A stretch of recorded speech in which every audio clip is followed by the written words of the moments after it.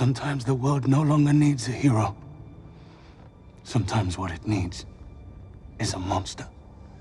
And you believe you know what it is to be a monster? Vampires, they are back, but we're set to take the biggest bite out of them that has ever been bitten over here at Top 5 Scary Videos. We're turning the coffins and we're opening the curtains. See what I did there? Of course you did, because tooth and tongue aside, it's clear to see that the vast majority of us are vampirical fanatics, and what better way to scratch that particular itch than to dive into the very rich and intricate lore that has been documented thus far in horror history. The knife is old and could be dirty. It could give you blood poisoning. Please, let me do it. The oldest remedy, and for the curious amongst you, our first flag post in the rich lore of vampire fiction is 1979's Nosferatu the Vampire, directed by the legendary filmmaker Werner Herzog, which depicts Klaus Kinski being the creepiest Count Dracula ever depicted on screen, building upon the critical surprise success of F.W. Murnau's 1922 German adaptation Nosferatu. Obviously we can't begin this list without giving a direct nod to these bloodthirsty stalkers of the silver screen, but here, for this list, we're diving into the lore behind vampires in literature, and to do that we have to first begin with a little bit of history. You see, the term vampire wasn't actually as prolific as you may imagine, and the actual origin behind its etymology is still a matter of debate. It wasn't until 1734 that the English language first saw mention of these creatures, although some French, German, Austrian and Serbian literature contained an allusion to vampires as early as 1718, which was believed to be derived from the Slavic form for vampire. However, others believe that the Slavic languages in turn borrowed that word from a pre-existing, less assuming Turkic term which means witch, Uber. And even stranger still, there are records of that term in Old Russian that dates back to the 11th century, believed to be borrowed by the Turkish term that relates to the same ancient pagan practice, Upiri. However, the first ever mention of this term in recorded history was back in 1047, written in a letter to a Novgorodian prince which referred to him as Upir Lichich, which seemingly served to name him as an undead priest. Although not in direct correlation, it is thought that Upir Lichich would later literally translate to wicked vampire. Interesting, right? I mean, the ancient etymology of it, not the fact that a secret kingdom of bloodthirsty pagan priests may have existed somewhere in ancient Russia. Now, semantics aside, the exact notion of vampirism has existed in folklore for millennia, passed down through means of spiritual texts and oral tradition. Albeit much more demonic in origin, the ancient Mesopotamians, the Hebrews, ancient Greeks and Romans all had tales of creatures that we would consider to be a precursor to the modern vampire. In these many tales of ancient belief, the act of blood drinking was actually quite prolific, and often attributed to demons and spirits that would eat flesh and, well, drink blood. In fact, pretty much every nation on earth has had some form of blood drinking undead revenant or demon, which in some cases even acted as a deity to several ancient belief systems. You see, it's no wonder that the very essence of the vampire has long been ingrained in our cultural psyche. However, it wasn't until the late 17th and 18th centuries where these same shared cultural fears would begin to make themselves apparent, shall we say. The very tales that form the basis of the vampire legend that would later go on to form the literature behind vampirism first entered into historical record in 1672 with the case of Yuri Grando, a peasant that had died 6 years previous but had seemingly arisen from his grave to drink the blood of local villagers in Istria, which is now modern Croatia. After the strange case of Yuri Grando, Eastern Europe saw a frenzy of these same vampire sightings, the most famous being that of Petar Blavogovic and Arnold Paul, both of which were Serbian peasants, a potential explanation for the Proto-Slavic origin of the term vampire. Now, the actual means of the sociological phenomena behind these historical events, if any, are a matter for a different video, because the point is, it injected a shared cultural belief that would quickly form the basis of one of the most important and impactful conventions in horror fiction: vampires. Because in 1748, during a time where these alleged vampire attacks were still happening across Eastern Europe, a German man named Heinrich August Ossenfelder manifested that very same zeitgeist and produced a poem simply titled Der Vampir. the Vampire, an incredibly short poem which is written from the perspective of a mysterious man presented as a jilted and aggressive seducer that lusts for a respectable and pious Christian girl who is protected by her mother. In it, the term vampire is only addressed twice, with, as in Vampires Unmortal, folk on the Theses portal, and in Till I myself avenging to a vampire's health a drinking him toast impale to Cain. Although the poem itself is a direct metaphor for the desecration of religious faith, it goes on to directly describe breaking through the girl's bedroom window and sucking her blood. Where have we heard that one before, right? And in fact, the stark eroticism of Ossenfelder's poem would go on to influence many other pieces of vampire literature that followed it. Several decades later, in 1773, another German poet, a man named Gottfried August Berger, would produce a poem titled Lenore, an incredibly important landmark in literature and a vital entry into the Gothic ballads, but a poem that never exactly used the term vampire. Instead, it was responsible for creating another key theme that would later appear in vampire literature: immortality, or in this case, undeath, the ability for vampires to rise from their graves in the darkness of midnight, enter the homes of their victims or loved ones, and then carry them away into the night. After the widespread publication of Lenore, the Gothic ideal of the vampire was well and truly afoot, and the following few decades produced several similar pieces of literature, such as The Bride of Corinth, Thabala the Destroyer, Percy Shelley's The Spectral Horseman, as well as Samuel Taylor Coleridge's famously unfinished ballad, Christabel. However, it wasn't until the year 1819 where vampire literature really began to become solidified, when a man named John Polidori created the first prose piece of vampire fiction ever: The Vampire. It featured the iconic Lord Ruthven, the character of which was actually based upon Polidori's good friend and patient, the notorious Lord Byron. Now, whilst Byron also had a stab of his own at vampire literature, this was the first moment in literature where a fully formed vampire character would emerge, but more importantly, it served to paint Lord Ruthven as an anti-hero, seemingly down to Polidori's admiration for the whims of his friend Byron, which would form the basis of a trope rarely seen in horror or Gothic fiction, but would go on to become a key component of its themes, that of the sympathetic villain, the anti-hero. Now, how many likeable vampires can we name now in popular fiction? There's just too many of them, and all of them the heroes or heroines of their own stories, but back then, this was cutting edge stuff, or cutting teeth, I guess. The impact that Polidori's work had on vampire literature was huge, and throughout the 19th century, the masses couldn't get enough of our blood-sucking contemporaries. In fact, one of the most impactful methods of disseminating fiction in the mid-19th century were the classic Victorian era Gothic pulp pieces, penny dreadful. Short, easily distributed pamphlets that gave rise to the essence of serialized horror, returning characters that formed their own anthologies, a visual tapestry that I'm sure we're all familiar with. Well, from 1845 to 1847, the second most popular vampire since Lord Ruthven snarled onto the scene: Varney the Vampire, a character created by James Reimer and Thomas Peckett Prest that successfully managed to encapsulate all of the same vampiric themes laid out before him, and thus gave rise to the popular depictions of the vampire: long cloaks, high collars, drinking blood, coffins. But there was another story that paved the way for vampire literature before we address the very evident elephant left in the room that we haven't yet talked about. A lesser known addition into the Gothic canon of vampirism, but one that is without a doubt even more important than Varney the Vampire. And that was with Sheridan Le Fanu's 1871 novella Carmilla. And this was the first ever depiction of a female vampire, Countess Karnstein. In many ways, Countess Karnstein paved the way for the defining moment of vampire literature, and her influence as a symbol of occultism, as well as the enigmatic, supernatural, almost deified creature that exists separate from the confines of civilization. It's one of the most important hallmarks for vampire fiction and Gothic literature as a whole, because the character of Countess Karnstein was pretty much the archetype for the most important piece of vampire literature ever created, Bram Stoker's Dracula. And without detracting from both pieces, the similarities between the two are staggeringly clear. You see, it isn't with the actual inception of Bram Stoker's 1897 novel Dracula that we need to cast our gaze towards, because it was with the impact that matters, and it goes without saying that there is no greater effort in history to depict vampires in popular fiction as influential and as definitive as Dracula. Whatever the case, at the time of its release it struck a chord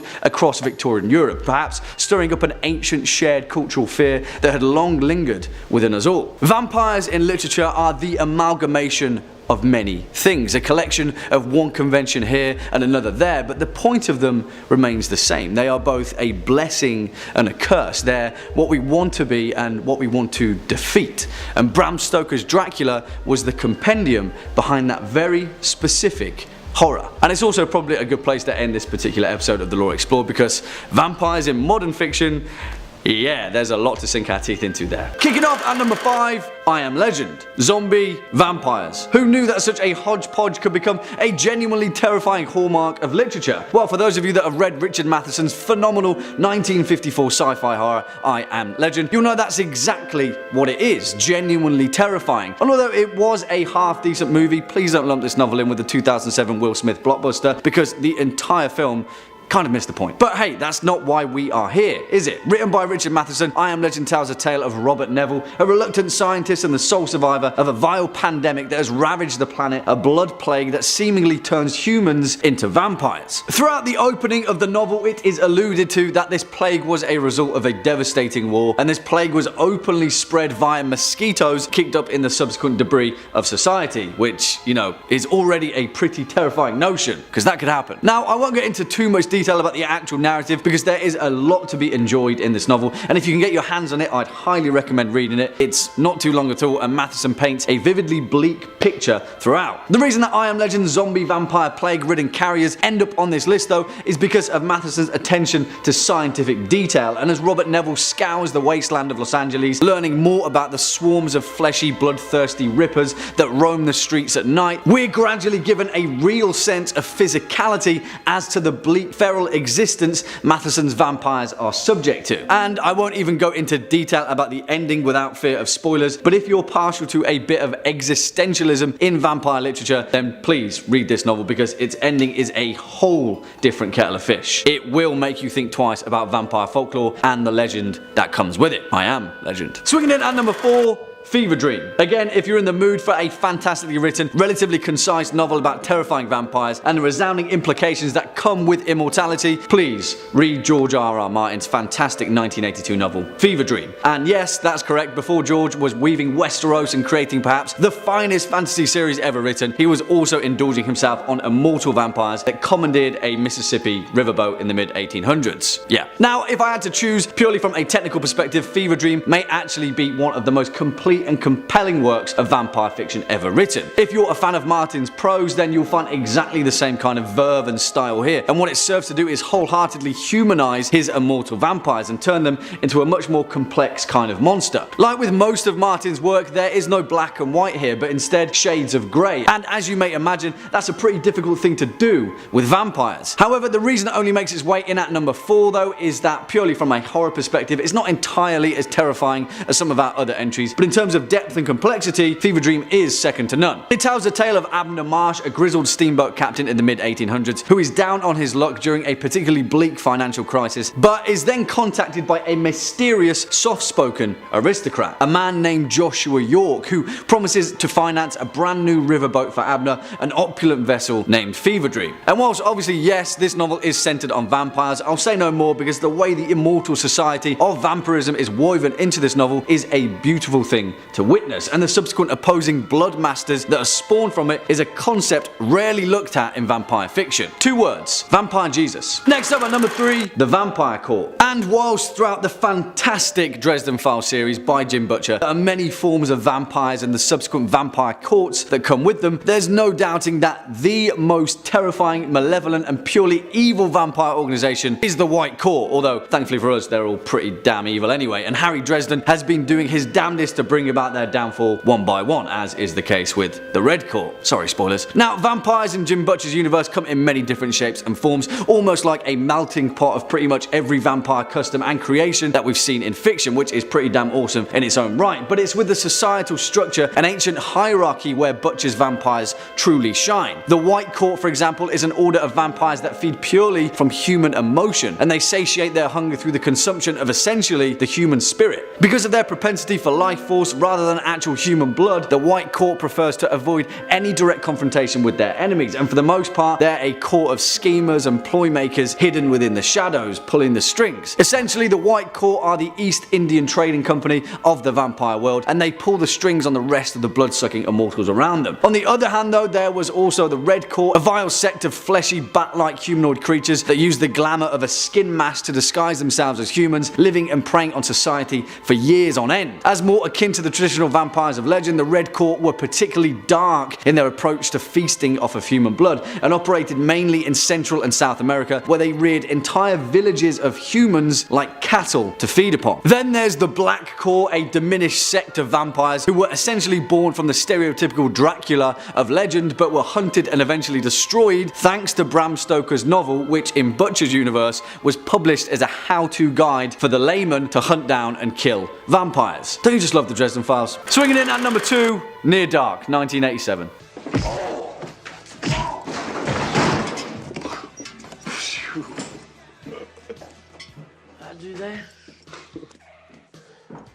And now, listen. Guys, I get it. The vast majority of you absolutely loved 1987's Near Dark and often ranked it as number 1 on your list of scariest vampire movies of all time. And yeah, I agree with you, because Near Dark is an incredibly entertaining horror experience, and in my eyes it's a more horror palatable version of The Lost Boys, although Near Dark is often forgotten in the shadow of The Lost Boys' success. Not to take anything away from The Lost Boys, because it is awesome. The thing is though, both of these films are very much a product of their time, and when it comes to late 80s nostalgia, the horror experience was often mired in fragments of genre. A little action thriller here, a little dark comedy there, and as is the case of Near Dark, a little bit of neo-western horror gore, which sounds strange, but hey, it works. Nevertheless, I hear you and consider this number 2 spot a worthy fan placement that all you horror fanatics have made happen. Good job, guys. Near Dark, directed by Catherine Bigelow and also written by herself and Eric Red, tells the tale of a group of nomadic American vampires roaming the small rural towns of Midwestern America. Despite having a relatively unknown cast at the time, more importantly,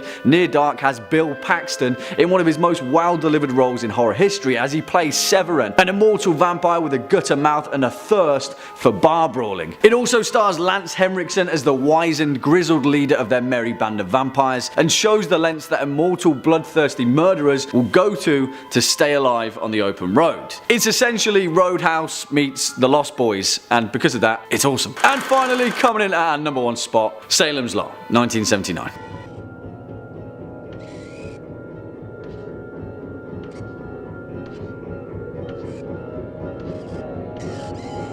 Okay guys, I'm gonna level with you. The only reason that this entry didn't make part 1 of this list is because, as I explained, it's technically a TV miniseries, and much like 1990s it doesn't hit the parameters of the term movie. But you know what? What the hell? Throw me out the window like little Ralphie Glick, forget I ever said anything, and give Tobe Hooper's legendary 1979 miniseries the credit it deserves, and stick it at our number 1 spot for the scariest vampire movie ever made, because it is exactly that. We'll just forget the fact that it was released in 2 parts. Hey, whatever, that's fine by me. I remember the first time I accidentally caught a glimpse of that bedroom window scene as a kid, and I was so incredibly terrified that it took me many years after that to even realise it was a story about vampires. I just thought it was about horrifying children in pyjamas floating through the air, and I wasn't about to watch a feature-length rerun of that. But obviously, as I got older and finally had the courage to read the original Stephen King novel of the same name, it was evident that Salem's Lot was perhaps the greatest fictional depiction of vampires in anything, really. Because here's the thing, it manages to strike strike an incredibly delicate balance,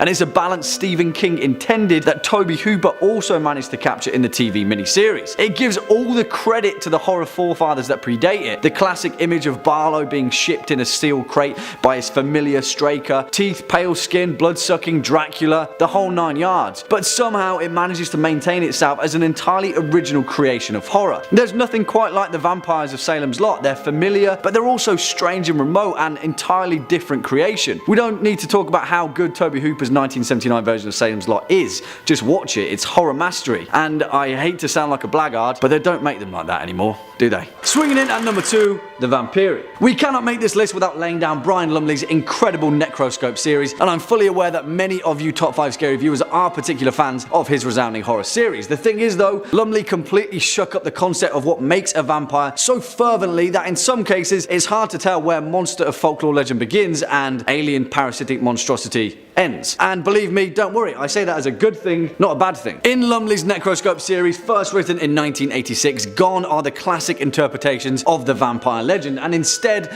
Lumley's vampires are a leech-like parasite from an ancient world deep in the cosmos. Through a painful and grotesque process, these alien leeches attach to their host and begin a symbiotic life cycle that grants them their immortality of legend, as well as many other devious superhuman machinations. What makes Lumley's Vampiri so awesome though is that they're essentially the vampire version of Marvel's symbiotes, and their life cycle is wholly similar to that of a fungal creature transforming its host through a slow spore-ridden process that turns them into the immortal villains that populate Lumley's Necroscope series. Because of that incredibly unique process though, the Vampiri leeches can also infect other non-human entities, such as in a few cases foxes or wolves, and then so begins Lumley's absolutely awesome fictional explanation as to the nature of werewolves and lycanthropes that populate his horror series. It's never been done before. The thing is, in Necroscope, the Vampiri are so damn ancient and so adept at understanding the parasitic process that created them. In the later series, they move into an entire industry of breeding lesser versions of vampires to enact their bidding, whether across the earth or on Starside. In fact, Lumley's depiction of vampirism in the Necroscope series is pretty damn bleak, and the one true evil against humanity are the Vampiri, because eventually even the most purest of hearts succumb to their evil will. Also, vampire cannibalism. Yeah, that one's not been done that much before. And finally, coming in at our number 1 spot, the higher vampire. And whilst we're talking about hunting vampires, we cannot talk about bloodthirsty monsters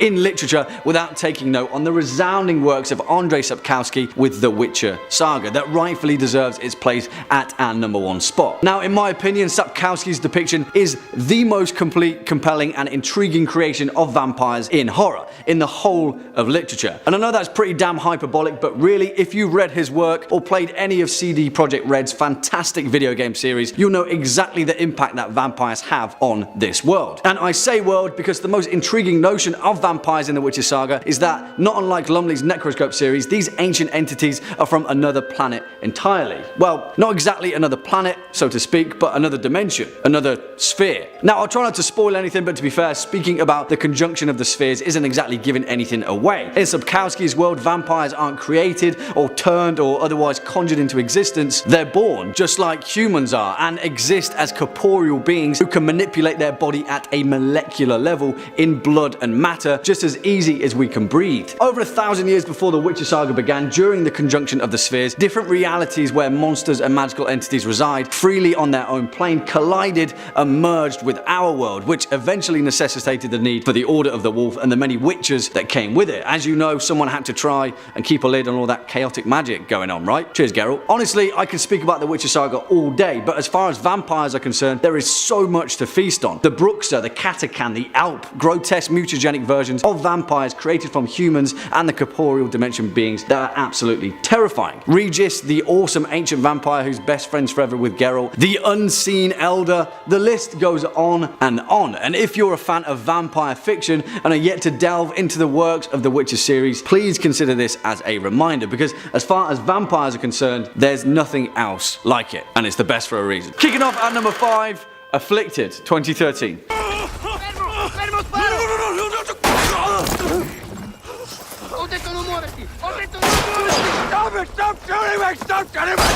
And you know what? This film is actually awesome, and you'll be pleasantly surprised that it's perhaps the best found footage vampire horror movie ever made. I mean, not like there are a lot of them. Anyway, maybe like 3. But nevertheless, Afflicted manages to take the otherwise worn out found footage genre, as well as the long-standing done-to-death vampire genre, and somehow still manage to create a wholeheartedly original and exhilarating horror experience. And on top of that, it's Canadian. Written and directed by Derek Lee and Cliff Prowse in their directorial feature film debut, Afflicted also stars the 2 filmmakers in their respective namesakes, as 2 best friends travelling the world filming a web series of their travels. It's quickly revealed that the trip is actually a bucket list, as Derek has a tragic genetic brain condition that could cause his death at any moment, and the trip is his last wish to spend time exploring the planet with his best friend. Of course though, as is the best laid plans of vampires and men, things often go awry, and Derek contracts a mysterious disease which of course turns out to be vampirism. Afflicted doesn't exactly take any precautions going into this horror onslaught, and although oftentimes the action can water down the genuinely fear-inducing moments, the one thing that carries through in this movie is its unstoppable energy. Start to finish, it's literally as if the life and undeath of vampirism is the very lifeblood of this film, coursing through its veins, seeking the next helpless horror fan to feast on. It's a strange mix of both new and old, but even stranger still, it actually works incredibly well. Next up at number 4, Only Lovers Left Alive, 2013. What is that? Oh, negative. That's delicious. Blood on a stick. Now, quite a few of you called for this film to appear on our next list, and rightfully so, because just like with Afflicted, it seems that 2013 was the year for surprisingly creative vampire horror that seemingly reignited the genre in a strange new way. It's important to note that Only Lovers Left Alive isn't a horror film in the conventional sense, or even in the traditional sense, because it relies on an entirely new perspective to fill the spaces of its horror. And yeah, who would have thought it? Vampire nihilism. Vampirilism. Maybe it'll catch on. Written and directed by Jim Jarmusch, the film stars Tom Hiddleston and Tilda Swinton as Adam and Eve, 2 immortal vampires that have lived countless lives across the ages as musicians, poets, scientists, and purveyors of all the mysteries of existence. In the 21st century though, things are a little bit different, and Adam and Eve both live in an overwhelmingly different age, where the blood of the human population has been grossly contaminated by the modern environment. This film covers many themes, and it effortlessly says a lot about the human condition without saying much at all, whilst also capturing that ageless enigma of bloodthirsty vampires and the strange alluring beauty that they often permeate. Again, at first glance, the traditional horror of this film isn't easy to pick out, but instead it manages to give a much needed breath of life into the genre, whilst offering insight into the terrifying existential implications of living forever and the price that comes with it. Also, it's reminiscent of 1983's The Hunger, starring David Bowie, Catherine Deneuve and Susan Sarandon, which would have made this list, but yeah, I don't think YouTube would like it. Coming in at number 3, Thirst, 2009.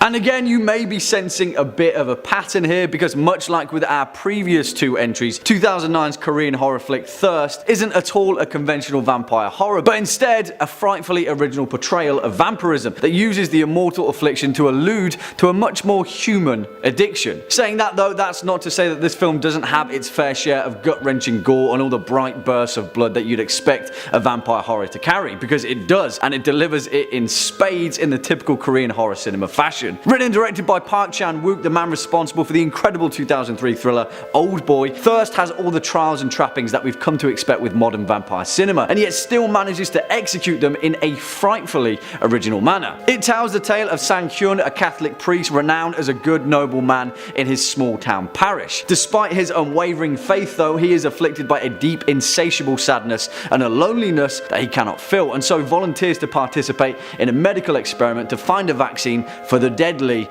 Emmanuel virus. Of course, we know how that usually goes, and Sang-hyun quickly morphs into a virulent, vigorous, viral vampire. But the thirst doesn't end there, and for those of you going into this movie with zero expectations, you'll discover more charm than expected, as well as genuine, fear-inducing moments of complete and utter shock and awe. It's strange because in places this film is endearing and warm and fuzzy, and in others it's batshit crazy, and full of gut-wrenching horror. It walks a fine line, strikes a fine balance, and still manages to be an incredibly original depiction of vampires. Great movie. Coming in at number 5 we have Ruthven. Ruthven was the first mention of a vampire in English literature. He first appeared in 1819 in John William Polidori's The Vampire. Since then, the character has been used in numerous modern works. The character of Lord Ruthven is based on the real-life poet Lord Byron. Others had written about the Lord in a negative light, and John used this portrayal as the basis for his character. Lord Ruthven is a vampire, but also somewhat of a socialite. He travels the world, meeting interesting people, and of course drinking the blood of his victims. His actions seem to be cruel in nature. In The Vampire, he meets a young man named Aubrey. They become friends and begin to travel Europe together. After a disagreement in Rome, the two go their separate ways. Aubrey travels to Greece and falls in love with an innkeeper's daughter. The romance is short-lived when Ruthven shows up in town and his lover goes missing. She is found with her blood drained. Everyone in the town suspects it to be the work of a vampire, but Aubrey does not make the connection to Ruthven. The two agree to continue their travels. Not long after, they're attacked by bandits and Ruthven is fatally wounded. As he lays dying, he makes Aubrey swear an oath that he will not mention his death or anything else he knows about Ruthven for a year and a day. Aubrey agrees and Ruthven appears to pass away. Aubrey returns to London and is surprised to see Ruthven alive and well. He reminds him of his oath and warns dire consequences should he speak of what he knows. Not long after, it's clear Ruthven is attempting to court his sister to torment Aubrey. They plan to marry on the exact day that the oath expires. Aubrey tries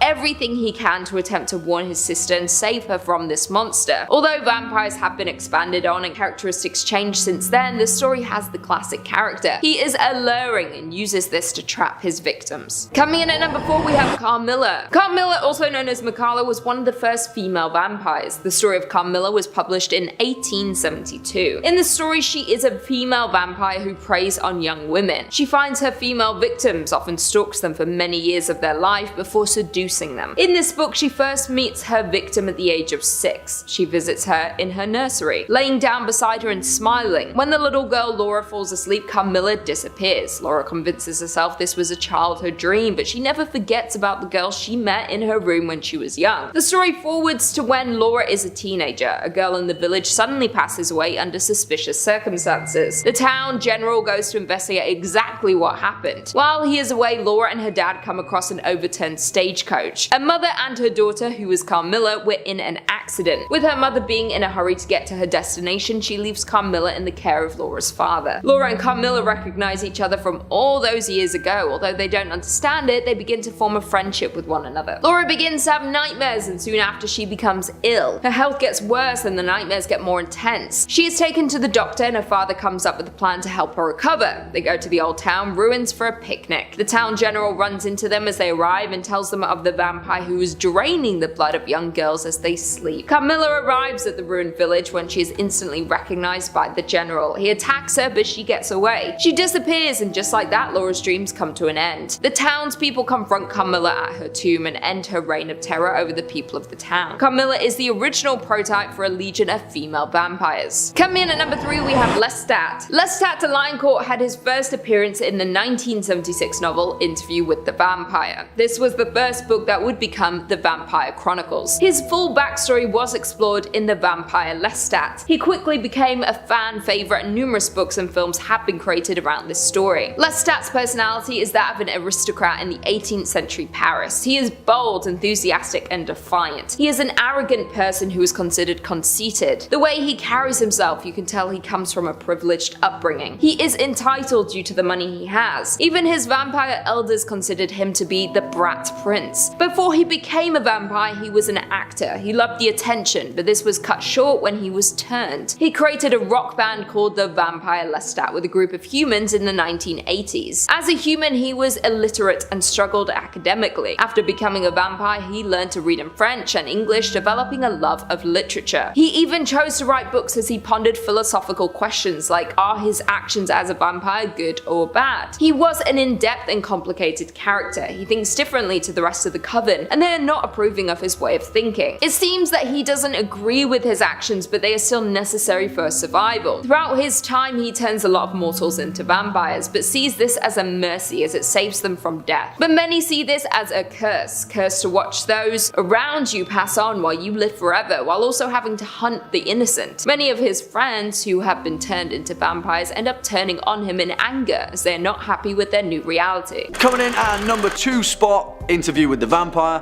1994. Kill them swiftly if you will, but do it! For do not doubt, you are a killer, Louis!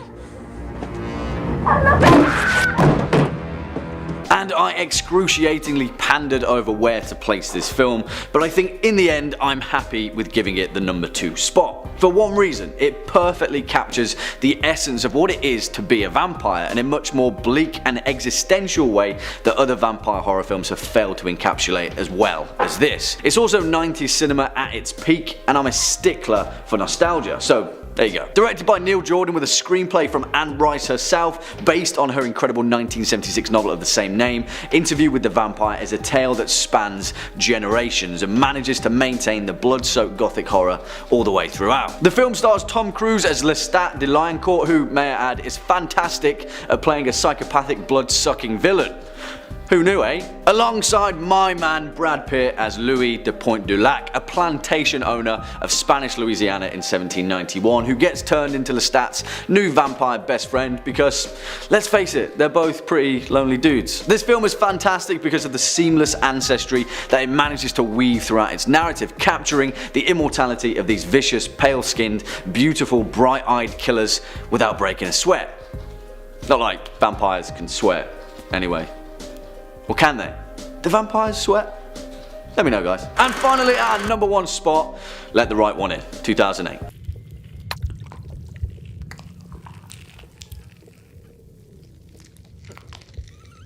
Nej! Du får komma in! Oh man, I'm just going to go out and say it. I adore this film. And please watch this first before the 2011 remake Let Me In, although I will give that the credit is due because the remake is still a decent horror film. But, and it's a big but, it is pretty much a shot-for-shot remake, and well, Let the Right One In is a near perfect movie, so it's difficult not to be good. Directed by Thomas Alfredson and written by John Lindqvist, based on his novel of the same name, Let the Right One In tells the tale of 2 kids in Stockholm, Sweden, Eli and Oscar, and, well, Eli is a vampire. This film is heartbreaking and terrifying all at the same time, and it tells the tale of 2 lonely children in the bleak Swedish midwinter without pulling any punches. Despite being a film about a legendary fantasy creature, Let the Right One In manages to capture the humanity of isolation. It's violent, it's drenched in blood, it's oftentimes shocking and bleak, but it's also charming, endearing and beautifully depicted, mainly down to the on-screen relationship of Kari Hedebrand and Lina Linderson, 2 child actors who colossusly step up to the plate and who together deliver one of the finest shared performances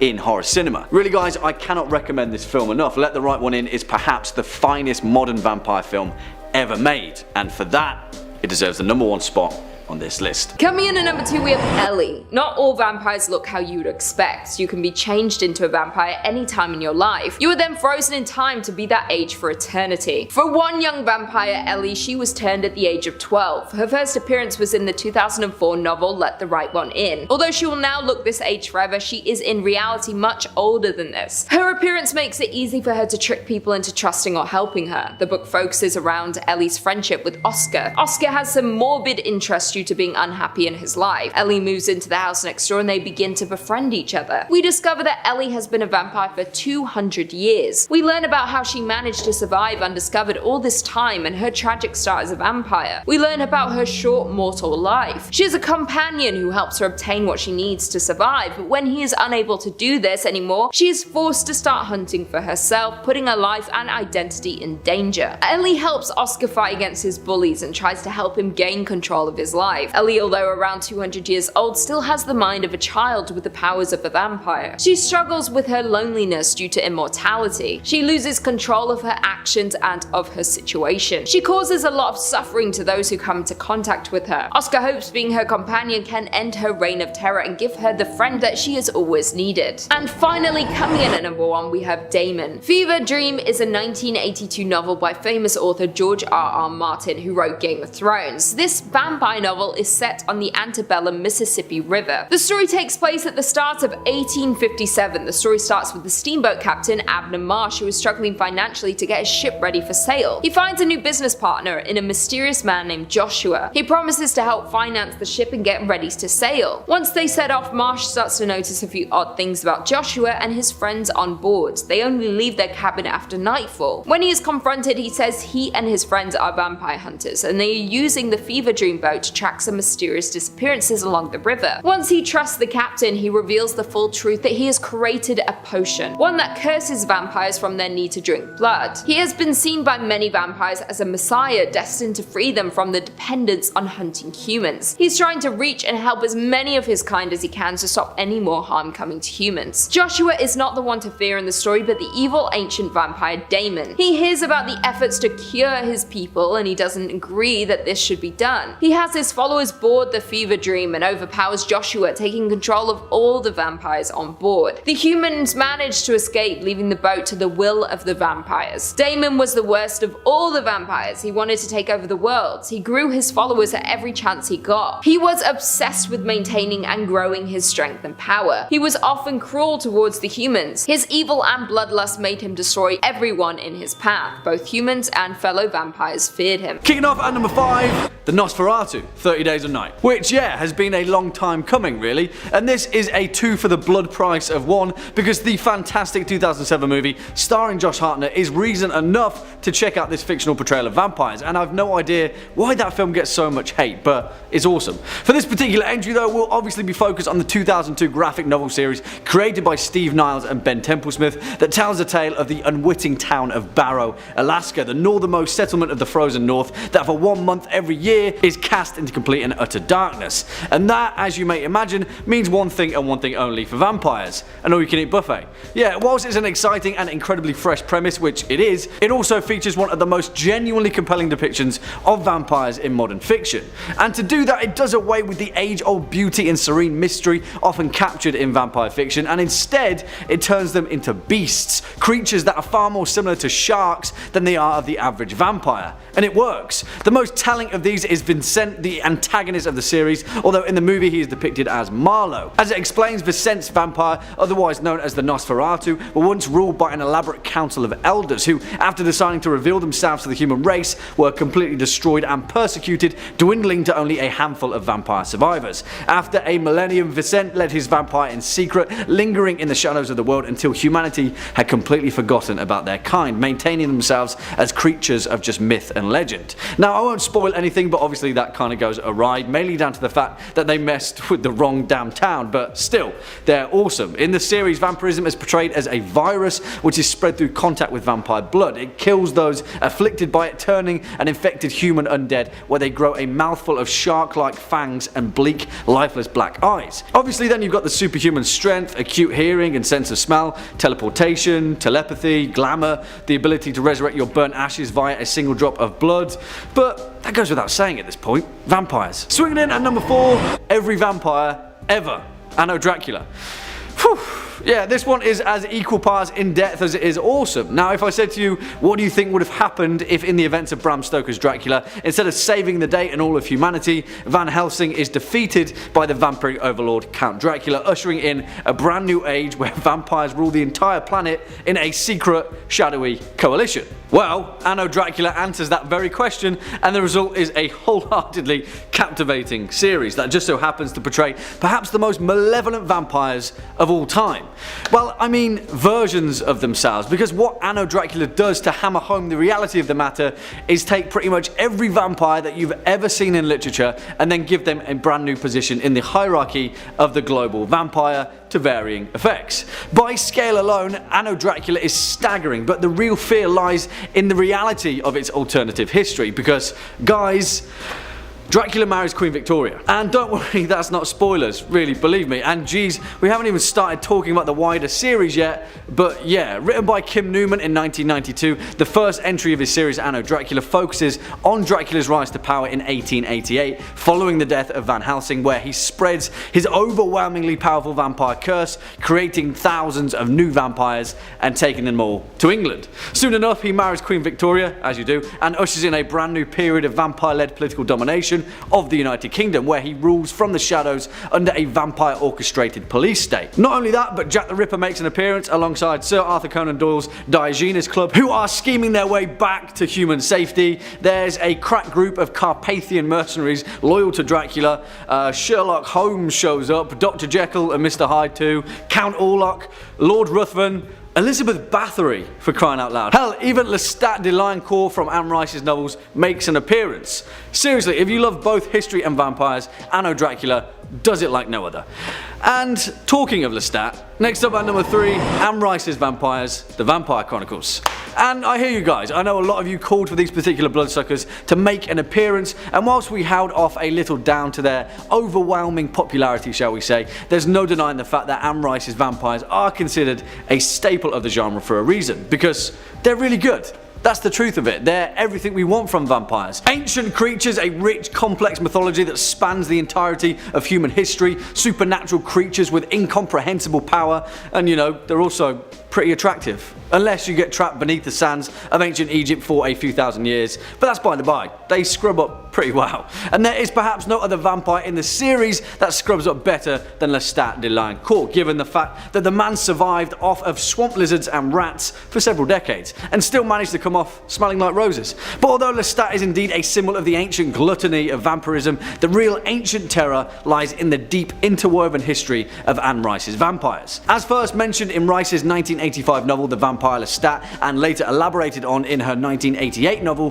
The Queen of the Damned, the first vampires of the series emerged in ancient Egypt, their origin mysteriously tied to an energy force of ancient spirits that existed long before Earth. Here, a bloodthirsty shade known as Amel grew infatuated by two young witches that lived on Mount Carmel, and before long, Amel took Makare as her familiar, bestowing on her the first powers of vampirism. But then Queen Akasha of Egypt grew jealous of the witches' new power and burned their village to the ground. She imprisoned them and tortured them, eventually cutting out their eyes and tongue respectively, but in time Akasha's own bloodlust attracted the shade of Amal instead, and alongside her husband King Enkil, they became the divine parents of all vampires. Eventually they faded into legend of the vampire world, but it was thought that if Akasha died, all vampires would die with her, as the shade of Amel would no longer have a vessel. Honestly, the mythology of the Vampire Chronicles is kind of second to none. It's so rich and beautifully woven that its tapestry of ancient vampirism reads almost like the scriptures of some long lost civilization. Let's hope not. That's food for thought. Kicking us off at number 5, 30 Days of Night, 2007.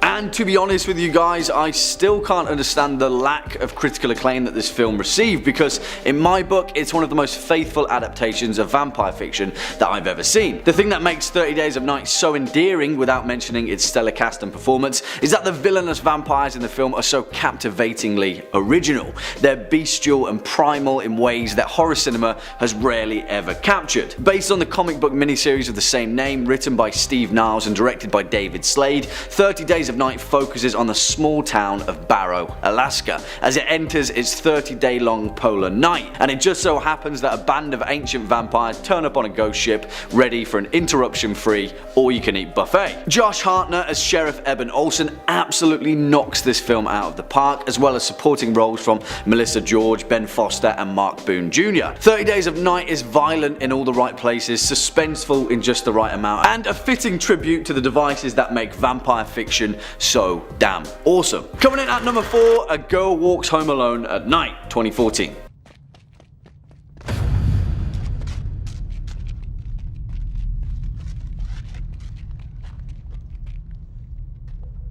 Now, I'm going to go out on a limb and say that this film probably went under the radar for most people, and with a tagline stating it as the first Iranian vampire western, then I wouldn't exactly besmirch you for not taking note. But if you haven't, what you've missed out on is one of the most unnerving yet beautifully captured demonstrations of vampire cinema in recent times. Written and directed by the awesome American-Iranian director Anna Lily Amirpour, and also produced by none other than Frodo Baggins himself, Elijah Wood, A Girl Walks Home Alone Nocturne at Night tells the tale of a lonesome vampire who stalks her prey in the fictional Iranian ghost town of Bad City. The film stars the relatively unknown actress Sheila Vann, who plays the title role of the girl, who also turns out to be a corporeal vampire of legend who spends her days in lonely isolation, spooking unwitting pedestrians at night and feasting on villainous criminals just for kicks. I'm going to shoot straight, this film isn't exactly full frontal horror, but where it really shines is in its atmospheric dread and bleak demonstration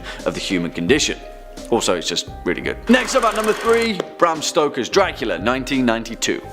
Holy blood! We're strong in the Lord! In the power of his might! We're strong in the Lord! In the power of his might!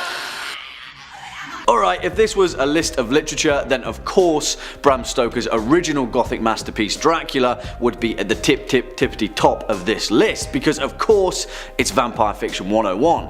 But if I'm being honest, Francis Ford Coppola's silver screen adaptation, although a horror showstopper, doesn't exactly bite the same necks that other vampire movies do. But that's the downside, because the rest of this film in its own right is a fantastic depiction of our favourite hemoglobin obsessed Count Dracula. Directed by the legendary Francis Ford Coppola and released in 1992, this film emerged during a time when some of horror's greatest icons were getting a bit of a rework, to say the least. And rework it does, steering Count Dracula from a campy, cape-wielding hammer horror figure to a creature steeped in ancient history and dripping with the blood of long-lost generations. Also, did I mention that this film is absolutely stacked? Gary Oldman as Count Dracula, the incredible Anthony Hopkins as Van Helsing himself, Winona Ryder in all her glory, and of course, the one, the only Keanu Reeves, whose English accent in this film is the stuff of cringe legend, but it's still awesome nonetheless. I've seen many strange things already.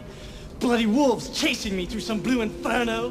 Coming in at number 5, we've got the Zimbabwe vampire. We'll kick this list off with a real blood drinker who got caught in the act. No stories from a friend of a friend, this one was literally discovered as he partook in vampiric activities. Plus, after he was caught, even more blood was found. It all started in the village of Sikiwu. A man who was known to sometimes lose his mind was walking alone when he spotted an elderly woman. Something overcame him and he attacked her with a log. If the attack itself wasn't enough, he was then overcome with a thirst for blood. He took out a sharp weapon and cut her throat before drinking the blood right there in the street. The man also had a large container with him, which he began to fill with some of the blood. Eventually, he was spotted by some concerned citizens who tried to stop him, but at that point, he fled the scene. Villagers then banded together to attempt to find this vampiric killer and eventually did. After a hasty manhunt, they were able to find the man, restrain him, and bring him to the police. Nobody had expected this man to be so bloodthirsty, but it seems as though it was something he quite enjoyed. The container he brought to fill with blood should be evidence enough of that. The man was arrested and has not engaged in blood sports since. Was this a real vampire? How did he know he was looking for blood originally? It's possible that he did just experience a mental break and went berserk too.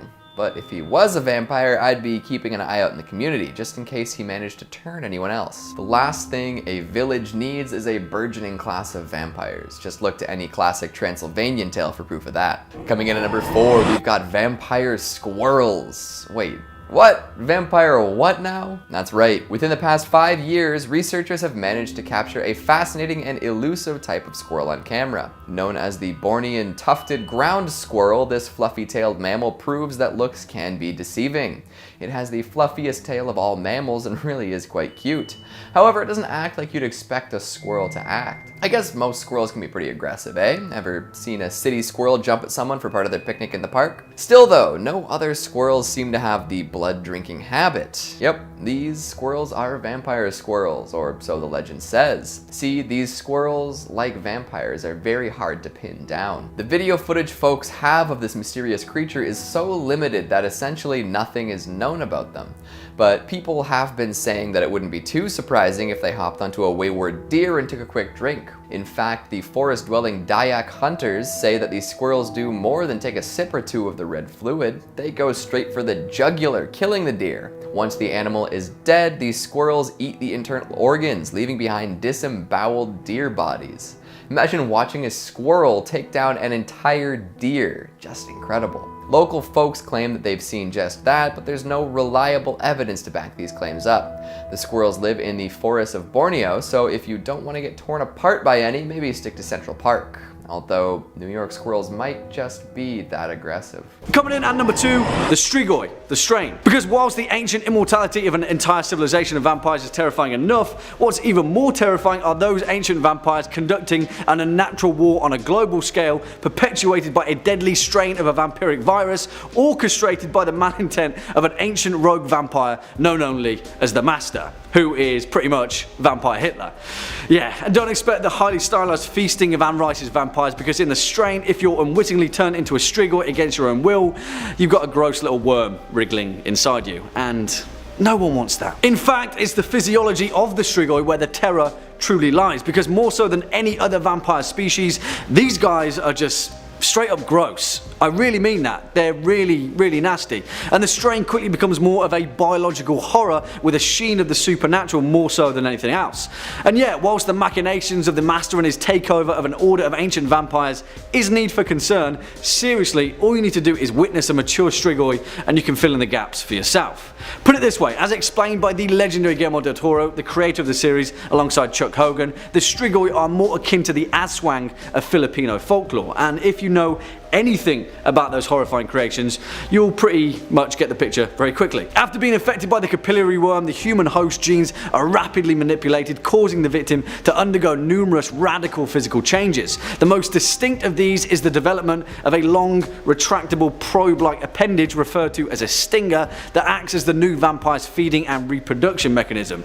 It shoots forth to latch onto a victim, draining its blood and then infecting the human with more gross capillary worms. And yeah, that's pretty much the end of it all. As the cycle continues, the Strigoi lose all physical traits that are obsolete to its new life cycle. They shed hair and fingernails, their nose and ears fall off, the skin becomes as smooth and featureless as marble, their middle finger grows elongated and a single sharp talon protrudes out. Yeah, seriously, body horror and vampirism has never been more vivid than in the strain. Give it a read or give it a watch, because it's really gross. And finally, coming in at number 1 spot, the Grandfathers, the Dark Tower. And yes, because truth be told, there are few fictional representations of vampires that are as genuinely terrifying as those penned by Stephen King. And although the vast majority of this entry should be specifically tied to that of his 1975 novel Salem's Lot, we also have to feature the wider expanded world of Stephen King's vampires, and the most powerful of them all, Type 1 vampires, as elaborated on in the wider world of the Dark Tower. Now essentially there are 3 types of vampire in King's macroverse. Type 1, the most powerful, Type 2 and Type 3. Simple, right? Also, spoilers, because here we can't talk about Type 1 vampires without referencing the brave and tragic tale of Father Donald Callahan. Now, if you read Salem's Lot, that name will sound incredibly familiar, but Callahan, through his trials and tribulations as a newly created vampire, learns a whole host of horrifying truths about vampires. And as it turns out, Kurt Barlow was merely a very small fish in a very big pond. A blood-sucking fish, of course, but that's by the by. Now, purely from a narrative perspective, King has a way with words that seem to capture the innate terror of what a vampire truly represents, that although they seem frighteningly similar to what we think we should know about vampire lore, pale skin, strange eyes, long teeth, drinking blood, they're also incredibly alien, and that's the fine balance that King seems to capture to staggering effect. They're the literal definition of otherworldly creatures, and particularly as the town of Salem's Lot discovers after Kurt Barlow sails upon the shores of New England, because even if you do manage to survive one of the most powerful Type 1 vampires of the New World, unfortunately for Callahan, there's plenty more where that came from, because the most terrifying of them all are the Grandfathers, an order of ancient evil that are so impossibly powerful that a host of parasitic bugs follows them wherever they go to feast on those that they slaughter. Do you know how overwhelmingly evil and powerful you need to be to create an entire ecosystem of insects? These guys are only ever alluded to in one particular scene of the Dark Tower series, and I'll say no more because it's nightmare fuel enough. Yeah, that's reason to take our number 1 spot. The Grandfathers. They just sound creepy, don't they? Coming in at number 5, we have 30 Days of Night. This is perhaps one of my favourite vampire movies, not just on our list, but in general. Controversial opinion. 30 Days of Night is a 2007 horror film based on the comic book miniseries of the same name. The film is directed by David Slade and stars Josh Hartnett and my favourite, Melissa George. The story focuses on an Alaskan town beset by vampires as it enters into a 30-day long period of polar night. Now, as much as I enjoyed this movie, it did polarized critics, with it currently holding a 51% approval rating, which is the lowest we have on our entire list, sad times. The general consensus reads, while 30 Days of Night offers a few thrills, it ultimately succumbs to erratic execution. However, I disagree, and believe this film to be incredibly claustrophobic and a non-stop anxiety attack from start to finish. Not to mention, I used to live in Alaska, and the winter months can be incredibly dark and isolating, creating its very own unique horror. However, what I will say is that casting Josh Hartnett in the out-of-his-element role was a little disappointing, yet it somehow managed to work. 30 Days of Night ultimately warrants its R rating with genuinely disturbing violence, terrifying monsters, and a haunting score that will linger in your mind for a long time. 30 Days of Night is immensely better than a lot of the vampire movies that have been churned out in recent years, and it's certainly better than David Slade's Twilight saga, Eclipse. Yeah, you heard me correctly, Twilight. David Slade also did Twilight. Coming in at number 4, we have Martin. George A. Romero is considered to be the godfather of zombie cinema, and rightfully so. He is the man behind films such as Night of the Living Dead, Dawn of the Dead, and also Day of the Dead. However, there is one movie that is remarkably overlooked in his collection, and that is Martin. Martin is a 1978 psychological horror film that follows a troubled young man who believes himself to be a vampire. Johnny Amplis, with charm and incredible creepiness, plays the titular character, a lonely man who injects victims with a syringe before slurping on their blood. Lovely stuff. The film currently holds a 90% approval rating, with the general consensus reading, George A. Romero's contribution to vampire lore contains the expected gore and social satire, but it's also surprisingly thoughtful and boasts a whopper of a final act. Martin expertly mixes dark humour with satisfying gore, with Romero approaching this vampire hit with sharp wit and undead force. For the first half of the movie, Martin is unsettling while provoking chuckles, albeit uncomfortable chuckles. However, once the second half hits, the gruesome finale kicks in, and that is something that will linger with you for a very, very, very long time. Coming in at number 3, we have Cronus. From the legendary mind of Guillermo del Toro, we have Cronus, a 1993 Mexican horror film and also del Toro's first feature film. The plot concerns an antique dealer named Jesus Gris, who stumbles across Cronus, a 400-year-old scarab that, when it latches onto him, grants him youth and eternal life, but also a thirst for blood. As Jesus enjoys his newfound vitality, he's unaware that a dying old man, Dieter de la Guardia, has sent his nephew Angel to find the scarab and bring it back to him. But Jesus will not give immortality up easily, even risking the life of his orphan granddaughter. Del Toro does a superb job with his directorial debut, with him diving into vampire lore and tweaking the mythology to his own liking. Rather than a bite to the neck, it is an ancient amulet that latches onto whomever is unlucky enough to find it. The film received critical acclaim by critics for its acting, originality, mythology, religious references, and its balance of horror and drama. It has since been recognized as one of the greatest horror films and Spanish language films of all time. As of right now, it holds a 90% approval rating, with the general consensus reading, Guillermo del Toro's unique feature debut was not only gory and stylish, but also charming and intelligent. Cronus has some incredibly disturbing moments, including a scene where a mouth that has been sewn shut is opened without any assistance. Yeah, you can see where I'm going with this. You don't even have to love horror to appreciate the gift Del Toro gives us with Cronus, although saying that, it is recommended. Coming in at number 2, we've got Jiangxi. Let's take a trip to China this time and learn about some of their bloody beasts. A popular one is the hopping vampire, also known as the Jiangxi. Usually appearing as a stiff corpse dressed in Qing Dynasty clothing, these undead beings hop around looking for life force to drain. Life force isn't specifically blood in this case, but the two line up just fine. They spring to and fro during the night, hoping to come across some hapless folks. And just like vampires from other cultures, they spend the day locked up in dark places like coffins and caves. They hop because they're corpses. Rigor mortis has long since set in, making it impossible for them to bend their limbs. So instead of walking, running, or any other sort of human locomotion, they can hop around as best they can. They're also an odd green-white tint, frequently attributed to mold from being buried so long. These vampires are a little less sexy than a lot of the other ones. There are a few ways to survive an encounter with the Jiangxi. You can write a spell in chicken's blood on a yellow piece of paper and stick it to their forehead. Or you can use a sword forged from Chinese coins that has been charged under moonlight. Apparently throwing sticky rice at one will draw the evil out. Maybe they were just hungry. Oh, and connecting this to the boneless bits, although I don't know if that really applies here, conventional wisdom says that a piece of wood could be installed at the bottom of a door to prevent Jiangxi from entering. It's always fun to connect those dots. And finally, at number 1, we've got the Blood Countess. When discussing the origins of vampires, many folks look right to Vlad the Impaler.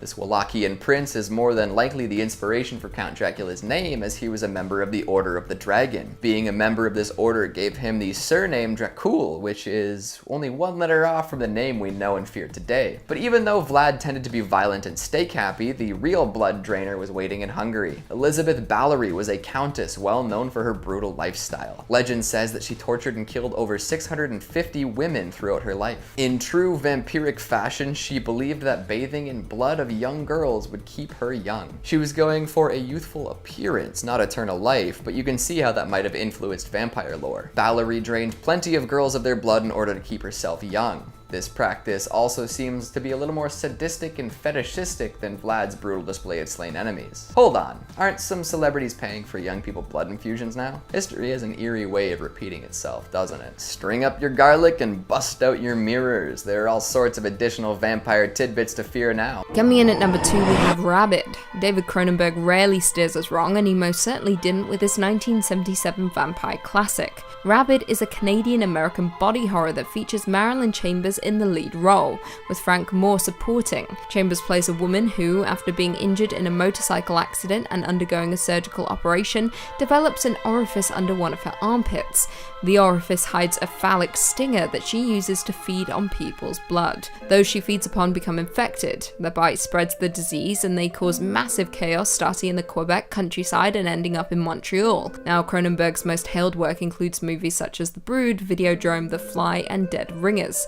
However, Rabid seems to have gone under the radar for a lot of people, and that's a damn shame. This is Cronenberg's second feature film and exists within his canon as a telltale exhibition of his raw talents, with him inflicting absolutely horrific horrors on the human body. As of right now, Rabid currently holds a 73% approval rating, with the general consensus reading, revolting, yes, but still an intelligent predecessor to some more moronic efforts in the same genre, as well as remains effectively squirmy, gruesome, and even prescient nearly 40 years after its release. And finally, coming in at number 1, we have Near Dark. Catherine Bigelow's dark horror western is a cult classic amongst movie lovers and definitely warrants a place on our list. Why? Because far too many people have not seen this movie, and it hurts my soul. Released in 1987, this neo-western horror stars Adrian Pasdar, Jenny Wright, Bill Paxton, and Lance Henriksen, and follows a young man in a small Midwestern town who becomes involved with a family of nomadic American vampires. Near Dark was an incredibly fresh take on a genre that had found new popularity in the comedy genre,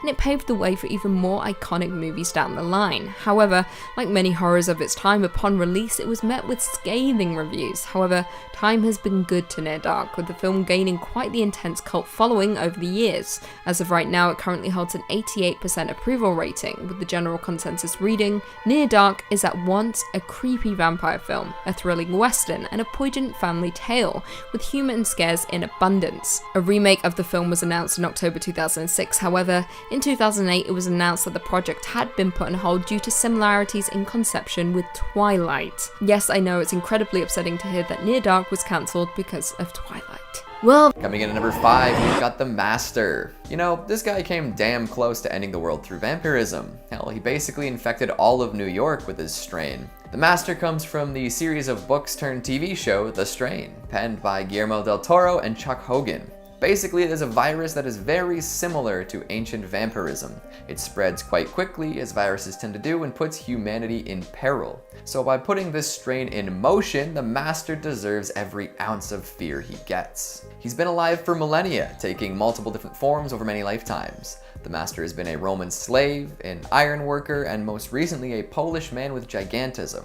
As one of the original vampires, the Master has all sorts of unique strengths that other vampires in this universe don't. One of the most terrifying of these powers is the ability to see through the eyes of all lesser vampires. This allows him to surveil any area that a vampire is in. It's also great for protecting himself and seeking out prey. He's also just ridiculously strong. Like, way stronger than any vampire has any right to be. He'll crush your head with his pinky if he wants to, don't try to fight him. And even if you're confident in your combat ability, he's got some wicked shadow-based teleportation abilities. If he steps into the dark, he can just dematerialize and rematerialize all over the place. It's crazy. And to top it all off, he's more resistant to sunlight than most vampires. He's not totally immune, but he can definitely roam around a little in the sunshine. So you can't rely on the UV rays to take him down. To make matters worse, he's got a master plan to turn all humans into blood banks. After collapsing the internet, he makes it to New York and makes some key alliances and plans on transferring his consciousness to a new host. Then he'll take out the high-level finance folks and build processing plants for human collection.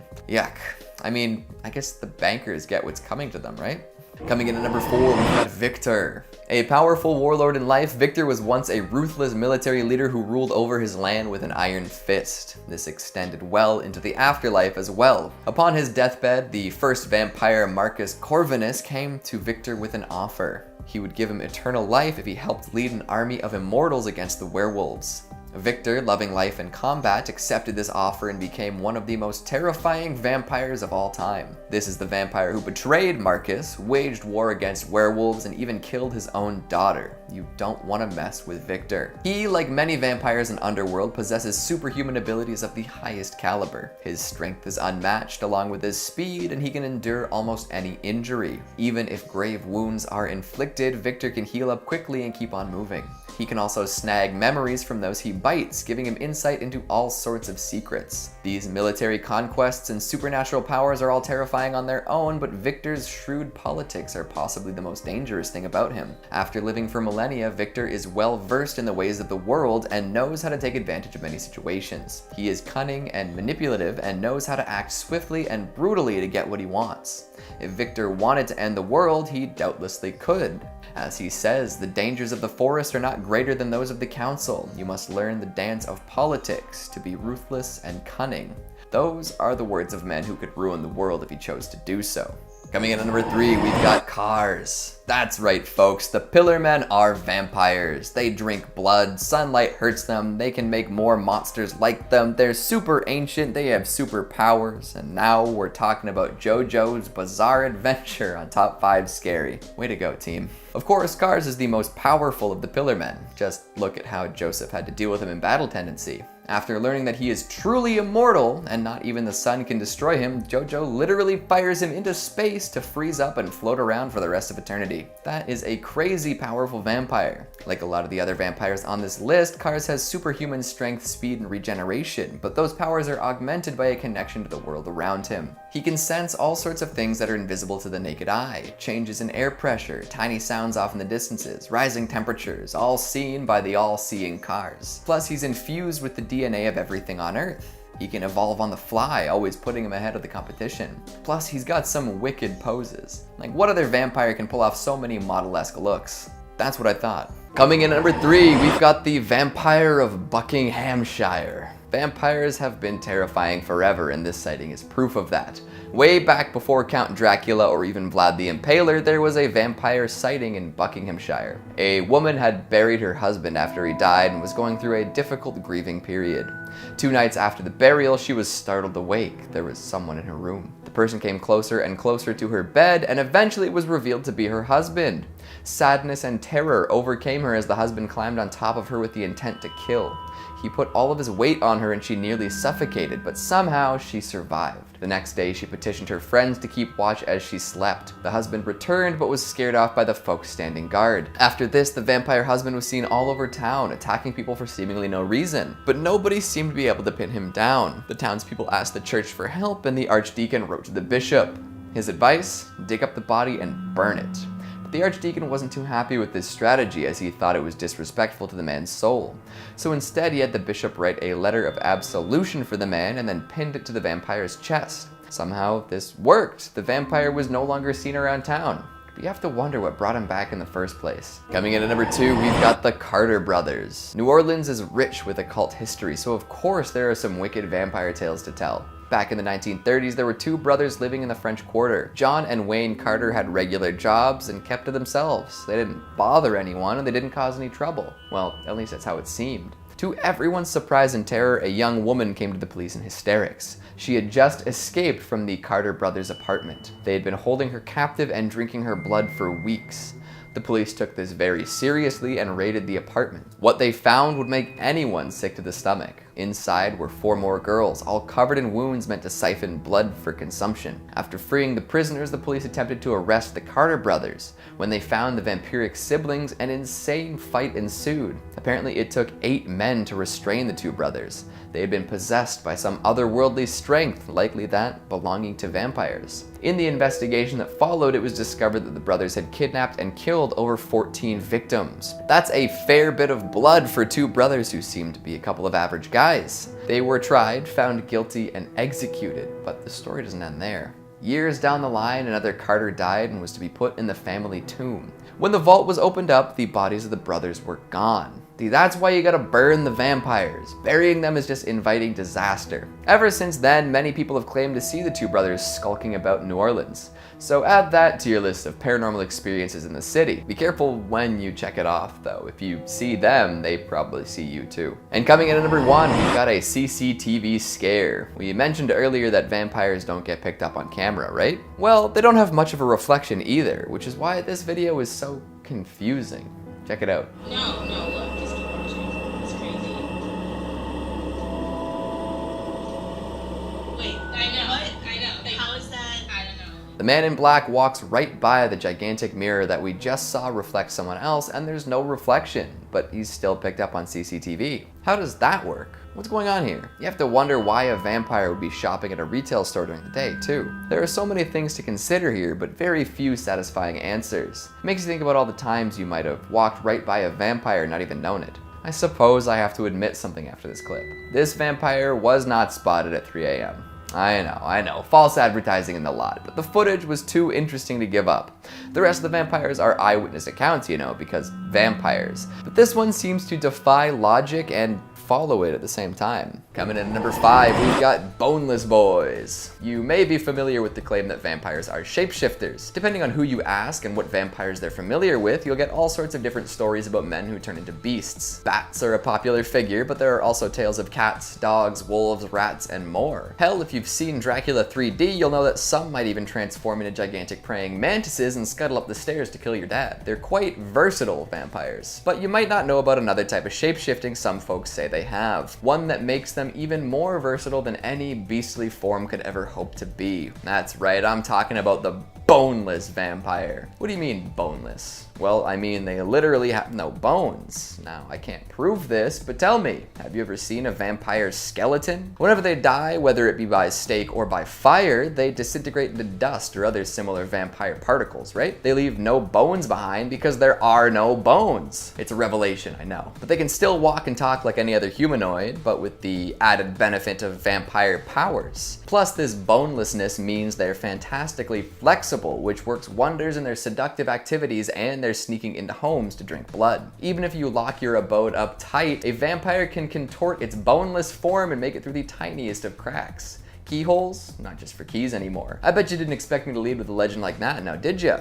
Hopefully that sets the tone. Coming in at number 4, we've got the Sukuyant. A lot of folks look to European legends to find out about vampires, but they really do exist all around the world. By different names, sure, but they still suck blood and pass for people. One such fascinating bloodsucker is the Sukuyant from Jamaica. The creature takes on the form of a shriveled old lady by day. You might even see her at the market and offer her a helping hand. But if you knew what she did by moonlight, you'd take your helping hands elsewhere. A Sukuyant will shed her skin at night, becoming a blood-drinking fireball. This skinless apparition can then float around the community, drinking the blood of anyone unfortunate enough to become a target. After a long night of draining folks of their vital essences, the fireball returns home to its discarded skin. It can then don the loose organ like a suit and return to life as an old lady. With every use, the skin becomes more and more wrinkly, wear and tear and all that jazz. Usually the Sukuyant will do a pretty good job of hiding her skin after she's freed for the night because it's left pretty vulnerable. While flying around, nothing can really be done to protect the skin. So if you ever find some skin, do your best to mess with it. Some folks say that if you salt or pepper it, it'll cause her to experience extreme burning and itching upon return. Another thing you can do to combat a Sukuyant is scatter rice or salt on your doorstep. It won't protect anyone's blood, but it'll slow the monster down. Like so many other mythical demons, if it comes across a smattering of rice or salt, she'll be compelled to hunker down and count every last grain before leaving. This tends to take a while, leaving the beast exposed and distracted. Take that opportunity to beat her to death or toss her in a vat of boiling oil.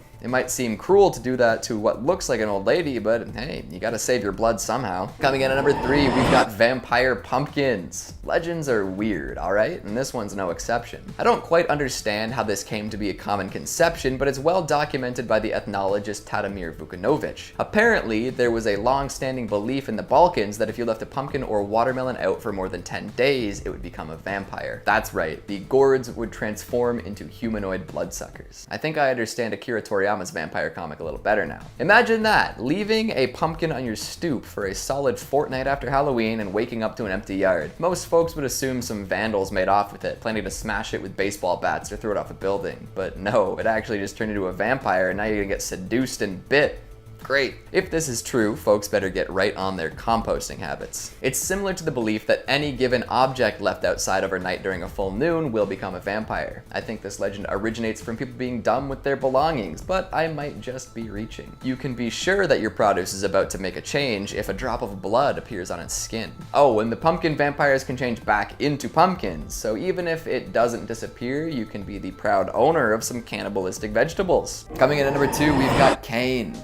The first vampire in the mythos of the world of darkness is also the most powerful. Cain is the firstborn son of Adam and Eve and was cursed with vampirism by God as punishment for murdering his brother. After this, he was sent out to wander the land of Nod. During this time, he met Lilith, who gave him some of her blood to drink. By partaking in this blood, Cain is visited by 3 angels who bestow curses on him after he refuses to repent for the murder of his brother. He becomes awakened and possesses new disciplines, granting him untold power.